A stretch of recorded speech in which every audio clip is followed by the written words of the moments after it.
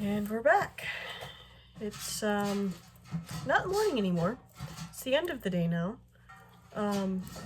My phone had cut me off.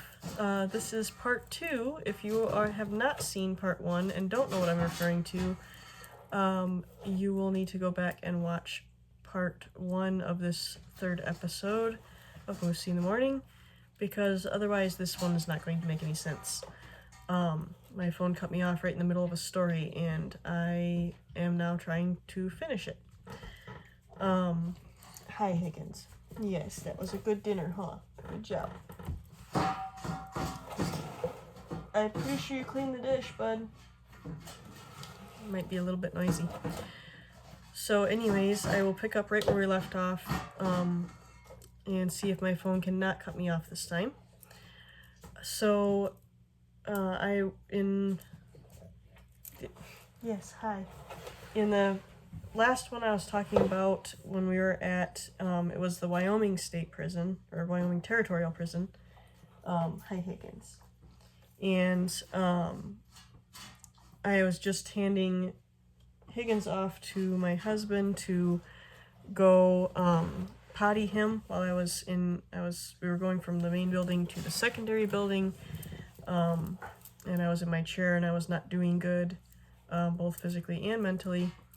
And Higgins needed to go potty, and so my husband had taken him, and he was just walking over to a tree to potty him at the tree. And this is the part where I'm saying about, like, he did so good, like I said in the other part where I was talking about how he has just been doing so good with all his work, and he did excellent on the rest of the trip, but this one moment he made a very epic error. And they were walking over the tree. Higgins was getting ready to... Higgins, really? On camera? He's such a boy. He was getting ready to go pee on the tree, and there was a little bit of I can't remember what it was, some sort of something up for display next to the tree, like a wagon tire or something, wagon wheel, something like that. And out from under that pops this rabbit, and just like it pops up and takes off, and the second it popped up and took off went Higgins. Like he jerked the leash out of Eric's hand. Shasta! He jerked the leash out of Eric's hand and took off. His gear went flying. I'm, beside myself, because all I can think of is, like, we're right there, and there's a road just past the building. I didn't realize that there was a fence between there and us, so I'm freaking out because it's like, can't be happening. And so he takes off after this rabbit, gears flying everywhere, and he's after the rabbit. And I can't do anything about it because I'm stuck in my chair. So Eric is, off goes the rabbit, off goes my dog, and off goes my husband after my dog. Like, it is really bad situation.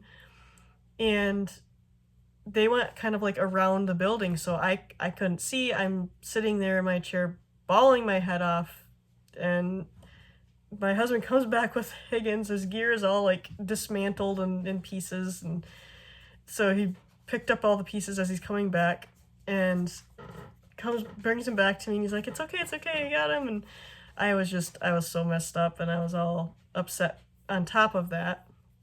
And the look on Higgins' face, though, he's like, uh-oh, I messed up. And he was like so bummed, and I was so beside myself. I didn't even like get after him about it or anything, because it was just obviously not expected, and then I was also not doing good, so I wasn't in a place to do anything about it, or even to be functioning enough to handle the situation. And so he just basically self-disciplined himself just by being so bummed about it, and he was like really careful the rest of that day, and like so careful to not do anything wrong, and like he was really watching himself. And so it's interesting with him because he is he's so sensitive like that. But I just wanted to tell this story, and unfortunately the phone had to go and cut me off before, but I'm glad it's letting me say the rest of it now, because those are the kind of stories you don't hear about service dogs. Like, he's an excellent service dog, but he screwed up and took off after a rabbit, you know? Like, they're still a dog, and they still make bad choices sometimes. And in the heat of the moment, he forgot that he's working, and he just was like, "Ooh, rabbit," and it's a couple feet in front of him, jumps up and takes off. It was too much. It was too much of an urge. When he chases rabbits all the time when he's off duty at home, that's one of his pastimes. So he just forgot he was on duty, and off he went. And I think our initial reaction is to hush those things and not talk about them and not let people know about them, and like hope nobody saw it and like all this stuff, because we think people are going to think, oh, that's not a service dog. But I think it's important to tell the stories too, because he is my service dog. He is an excellent dog at that job, but he still epically screwed up right there. Like, he really made a mistake, and I don't think he will again. I think he learned from it, but it happened, you know, and that kind of stuff can happen, and all of us make mistakes, and so do our dogs. So I just thought that might be helpful for someone to hear, and so that was what I wanted to tell the story on this Moosey in the Morning. So hopefully this will be helpful for someone, or just interesting or something. But yeah, so the first part is already posted, and then as you're seeing this, obviously this one's posted, but I will link underneath this one the first half of the story in the description, because I'm not gonna go back and tell it all, of course.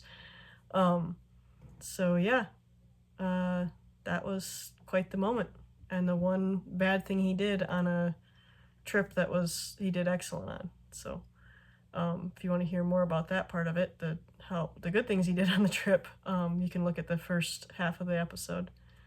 So yeah, and didn't mean to leave it. It seems staged in the middle of, like, the phone cut off, but it actually did.